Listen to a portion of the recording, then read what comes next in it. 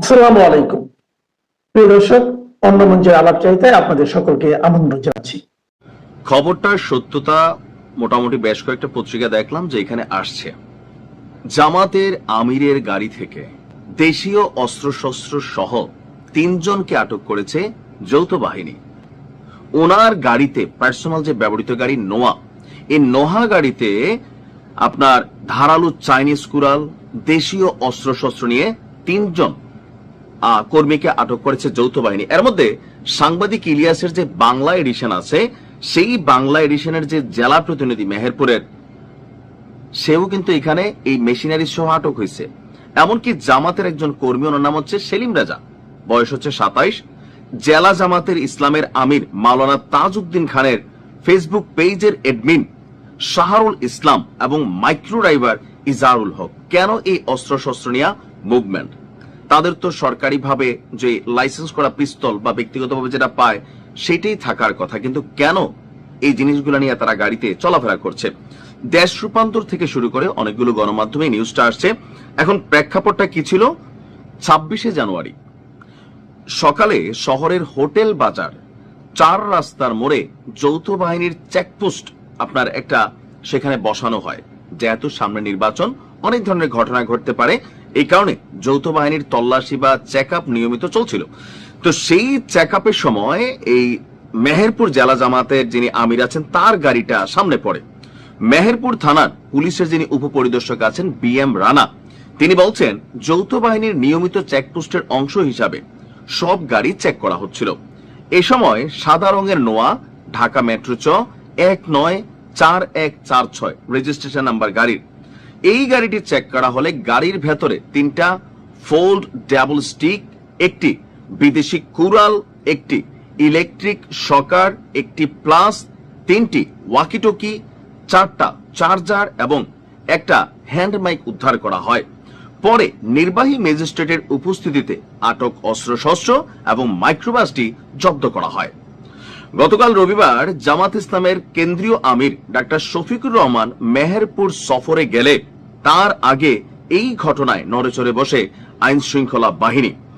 এখন এই ঘটনার পিছনে আসলে কেন, কি কারণে, কারা জড়িত, আমি যতটুকু তথ্যপত্র সর্বশেষ কানেক্ট করার চেষ্টা করলাম, সেখানে দেখলাম যে বেশ কিছু ঘটনা এখানে তৈরি হয়েছে। আবার ওই দিন আরো একটা জায়গায় মেহেরপুরে 2টি বিদেশি পিস্তল, 5 রাউন্ড গুলি, ম্যাগাজিন সহ 2 জনকে আটক করেছিল র্যাব।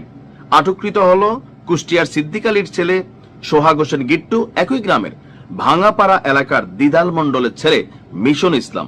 এখানে নানান কিছু থাকতে পারে, ভেতরের গল্প। তবে জামাত আমিরের গাড়িতে এই অস্ত্র আটক নিয়ে পরবর্তী সময় তাকে প্রশ্ন করার জন্য সাংবাদিকরা ফোন দিলে যোগাযোগ করা সম্ভব হয়নি। এখন যেহেতু গাড়িটা তার, সো এই ক্ষেত্রে জবাবদিহিতা তার উপরেই বর্তায়। বিষয়টা নিয়ে নিশ্চয়ই জামাতের যারা নেতাকর্মীরা আছেন ফোকাস করবেন। তবে সারা বাংলাদেশে সব জামাতের যে নেতাকর্মী সবাই যে সাধু বা খুবই ধরেন আল্লাহ বলি বা আল্লাহওয়ালা তা না, 2-4 জন কিন্তু এরকম আছেন যারা বিভিন্ন ভাবে ঘটনা কিন্তু ঘটাইতেও পারেন। এখানে কাউকে বাদ দেওয়া যাচ্ছে না। আবার তাদের উপর হামলা হইতে পারে, সেই চিন্তা করেও নিজেদের আত্মরক্ষার্থেও হয়তোবা এরকম মেশিনারিজ গাড়িতে রাখতে পারেন। তবে বিষয়টা এখনো অস্পষ্ট, কেন এটা উনি ব্যাখ্যা দিলে আমরা হয়তো বুঝতে পারবো। ভালো থাকুন, আসসালামু আলাইকুম। আরো একটি হাসজার অধ্যাদেশ করলো অন্তর্বর্তী সরকার। শিশু সাহিত্যিক সুকুমার রায় যেভাবে হাঁস আর সজরের মিশ্রণে অদ্ভুত প্রাণী তৈরি করেছিলেন, সেভাবে অন্তর্বর্তী সরকারের আইন উপদেষ্টা বানালেন নতুন এক আবোল তাবোল অধ্যাদেশ। সরকারের পক্ষ থেকে যেটিকে দায় মুক্তি অধ্যাদেশ হিসেবে প্রচার করে আসলেও শেষ পর্যন্ত অধ্যাদেশের নাম দিয়েছে সুরক্ষা ও দায় নির্ধারণ অধ্যাদেশ। উপদেষ্টা পরিষদে পাশ করেও 10 দিন লেগেছে অধ্যাদেশটি জারি করতে। আবার চাপের কারণে হত্যাকাণ্ডের দায় মুক্তি দেয়া থেকে সরে আসতে হয়েছে, বেছে নিতে হয়েছে ঘোরা পথ, কিন্তু তা করতে গিয়ে আরো জটিল করে ফেলেছে। একই ধরনের অপরাধকে ভালো আর খারাপ দুভাবেই দেখছে অধ্যাদেশটি। শেষ পর্যন্ত মানবাধিকার কমিশনের উপর ভার দিয়ে সরকার নিজেই নিজের মিত্রদের কাছে ভারমুক্ত হতে চাইছে। হত্যাকাণ্ডের শিকার হওয়া ভুক্তভোগীর পরিবারের আর্জি মানবাধিকার কমিশন নাকচ করলে বিচার পাওয়ার আর কোনো পথ খোলা থাকবে না। অর্থাৎ এই অধ্যাদেশ শুধু ফৌজদারি অপরাধের বিচারের পথে শুধু কাঁটা বিছিয়ে দেয়নি, মানবাধিকার রক্ষার দায়িত্ব কাঁধে নেয়া জাতীয় মানবাধিকার কমিশনকেও মানবাধিকার লঙ্ঘনের পথে ঠেলে দিয়েছে। আবার সংবিধানের যে ধারার সাফাই দিয়ে প্রণীত হয়েছে অধ্যাদেশ, সেই বিধানের অর্থকেও করা হয়েছে বিকৃত। সংসদের অবর্তমানে সংবিধানের মূল চেতনা বিরোধী কোনো অধ্যাদেশ প্রণয়নের ক্ষমতা রাষ্ট্রপতির না থাকলেও তার সই জারি করা হয়েছে এই দায়মুক্তি। প্রশ্ন উঠেছে, নির্বাচনের মাত্র 2 সপ্তাহ আগে এমন একটি সংবিধান বিরোধী দায়মুক্তির পথে কেন হাঁটতে হলো সরকারকে? পরিকল্পনা অনুযায়ী গণভোটে জুলাই সনদ বাস্তবায়নের জন্য যেখানে কোমর বেঁধে প্রচার চালাচ্ছে সরকার, সেখানে এই ইনডেমনিটির প্রয়োজন কেন পড়ছে? গণভোটে সরকার ইচ্ছার বাস্তবায়ন হলে এমনিতেই সংবিধান বদলে যাওয়ার কথা। সেক্ষেত্রে অটো পাসের মতোই মিলবে জুলাই আন্দোলনের দায়মুক্তি। অথচ এরপরেও নির্বাচনের আগে অধ্যাদেশ জারির মাধ্যমে সরকারের কনফিডেন্স হারানোর বার্তাই কি পাওয়া যাচ্ছে? জুলাই আন্দোলনকারীদের আইনি সুরক্ষা দিতে গত 15 জানুয়ারি দায়মুক্তি অধ্যাদেশের খসড়া অনুমোদন দেয় অন্তর্বর্তী সরকার উপদেষ্টা পরিষদ। তবে অদৃশ্য কারণে সেই অধ্যাদেশে রাষ্ট্রপতির সই করার বিষয়টি 10 দিন ধরে ঝুলেছিল। অন্তর্বর্তী সরকার 1.5 বছরে এমন ঘটনা নজিরবিহীন। প্রশ্ন হলো, কেন ঝুলেছিল? সূত্রগুলো বলছে, সরকার যেভাবে দায়মুক্তি অধ্যাদেশ করতে চেয়েছিল তাতে কড়া আপত্তি দেয় সরকার একটি বাহিনী। নির্বাচনের আগে সেই বাহিনীকে চটাতে চায়নি সরকার। শেষ পর্যন্ত দায়মুক্তি অধ্যাদেশ বদলে যায় সুরক্ষা ও দায় নির্ধারণ অধ্যাদেশে। আর এটি করতে গিয়ে দায় নির্ধারণের জন্য যে অপরাধের কথা বলা হয়েছে তার কোনো সীমা পরিসীমা নির্ধারণ করতে পারেনি আইনের অধ্যাপক আসিফ নজরুলের মন্ত্রণালয়। 10 দিন ধরে ঝুলে থাকার পর আকস্মিকভাবে 25 জানুয়ারি রাষ্ট্রপতি স্বাক্ষরিত অধ্যাদেশের গেজেট প্রকাশ করে আইন, বিচার ও সংসদ বিষয়ক মন্ত্রণালয়। অধ্যাদেশের পদে পদে আছে নানান রকমের অস্পষ্টতা আর ভুল। বিশেষ করে অধ্যাদেশ জারির এখতিয়ার, কারণ ও প্রেক্ষাপট সম্পর্কে গেজেটে রয়েছে বহু অস্পষ্টতা। বাংলাদেশের যে কোনো মানুষই জানে, কোটা সংস্কার থেকে শুরু হওয়া যে জুলাই আন্দোলন তার ব্যাপ্তি সর্বোচ্চ 2024 সালের জুলাই থেকে আগস্টের 5 আগস্ট পর্যন্ত। আর সহিংসতা শুরু হয়েছিল 17 জুলাই থেকে। অথচ সরকার যে অধ্যাদেশ জারি করলো তাতে জুলাই থেকে আগস্টের পুরো মাস জুড়ে আন্দোলনে জড়িতদের সুরক্ষা দেয়া আর দায় নির্ধারণের কথা বলা হয়েছে। এর অর্থ হলো, আওয়ামী লীগ সরকারের পতনের পর আগস্ট মাসে যেসব অপরাধমূলক কর্মকাণ্ড হয়েছিল সেগুলো থাকবে বিচারের আওতার বাইরে। পুলিশ সদর দপ্তরের পরিসংখ্যান বলছে 2024 সালের জুলাই মাসে 14,966টি মামলা হয়েছিল, যার মধ্যে খুনের মামলা ছিল 334টি। আর ওই বছর আগস্ট মাসে মোট মামলা হয়েছিল 8,833টি, যার মধ্যে খুনের মামলা ছিল 626টি। আসিফ নজরুলের মন্ত্রণালয় থেকে শেষ পর্যন্ত যে অধ্যাদেশটি জারি করা হলো, সেই অধ্যাদেশ অনুযায়ী খুনের মামলাগুলো ছাড়া বাকি সবগুলো মামলাই বাতিল হয়ে যেতে পারে।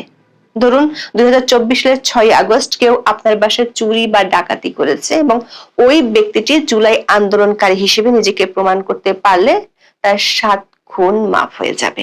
কারণ সরকার প্রণীত সুরক্ষা ও দায় নির্ধারণ অধ্যাদেশ অনুসারে জুলাই থেকে আগস্টের শেষ পর্যন্ত আন্দোলনের সমর্থকেরা যেসব ঘটনা ঘটিয়েছেন তার সবই অভ্যুত্থানের অংশ।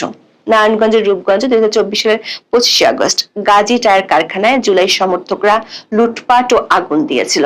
সম্প্রতি স্টার নিউজের এক প্রতিবেদনে বলা হয়, আওয়ামী লীগের সাবেক এমপি গোলাম দস্তগীর গাজীর ওই কারখানায় 2024 সালের 25 আগস্ট ভয়াবহ অগ্নিকাণ্ড ও লুটপাটের ঘটনা ঘটে। এতে নিখোঁজ হন 182 জন মানুষ, যাদের খোঁজ আজও মেলেনি। প্রতিবেদনে এই ঘটনার জন্য স্থানীয় বিএনপির এক নেতা এবং অনুসারীদের নাম এসেছে। এখন সরকারকে আর কষ্ট করে ওই ঘটনায় কোনো অপরাধীকে খুঁজতে হবে না।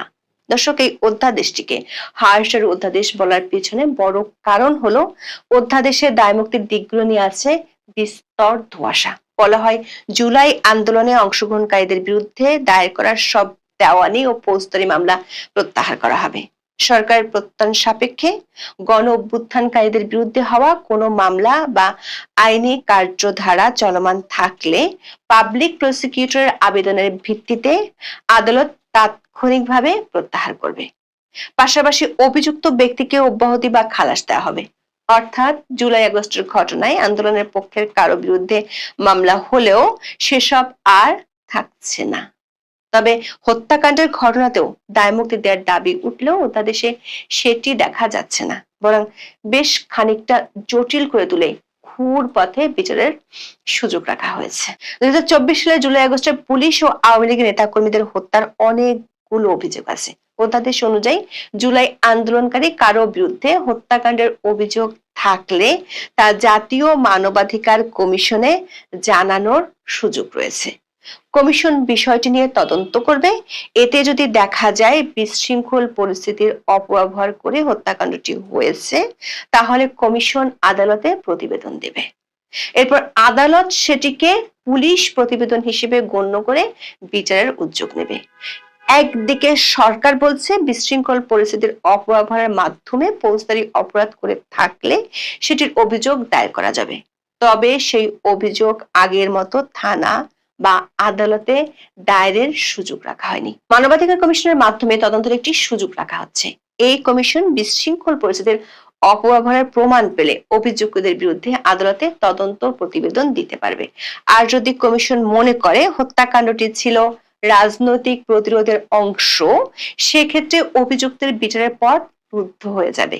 কিন্তু কোনটি বিশৃঙ্খল পরিস্থিতির অপব্যবহার আর কোনটি রাজনৈতিক প্রতিরোধের অংশ, তার কোনো ব্যাখ্যা নেই অধ্যাদেশে। অর্থাৎ জাতীয় মানবাধিকার কমিশনের হাতেই তুলে দেওয়া হচ্ছে ভালো অপরাধ এবং খারাপ অপরাধ নির্ধারণের ভার। আর এর মাধ্যমে যাদের দায়িত্ব মানবাধিকার রক্ষা করা, তাদের ঠেলে দেওয়া হচ্ছে চরম বিতর্কের কানাগুলিতে। মানবাধিকার কমিশনকে বিশ্বজুড়ে কার্যকর তোলার বন্দোবস্ত করা হয়েছে। দর্শক, অধ্যাদেশে এর চেয়েও বড় বিস্ময়কর একটি দিক আছে। ধরা যাক মানবাধিকার কমিশন কোন একটি হত্যাকাণ্ডকে রাজনৈতিক প্রতিরোধের অংশ হিসেবে চিহ্নিত করলো। সেক্ষেত্রে দেশের কোনো আদালতে অভিযুক্তের বিরুদ্ধে ফৌজদারি মামলা বা অন্য কোনো আইনি ব্যবস্থা নেয়ার সুযোগ থাকবে না। তবে মজার বিষয় হলো, মানবাধিকার কমিশন রাষ্ট্রকে ভুক্তভোগীর পরিবারকে ক্ষতিপূরণ দেওয়ার আদেশ দিতে পারবে। অর্থাৎ খুনের দায় থেকে পার পেয়ে যাবে অভিযুক্ত, আর তার জায়গায় ভুক্তভোগীর পরিবারকে ক্ষতিপূরণ দিবে রাষ্ট্র। এমন সীমাহীন বিস্ময়ের জন্ম দিয়ে জারি হয়েছে জুলাই আন্দোলনকারীদের কথিত দায় মুক্তির এই অধ্যাদেশ। আইন বিশেষজ্ঞরা বলছেন,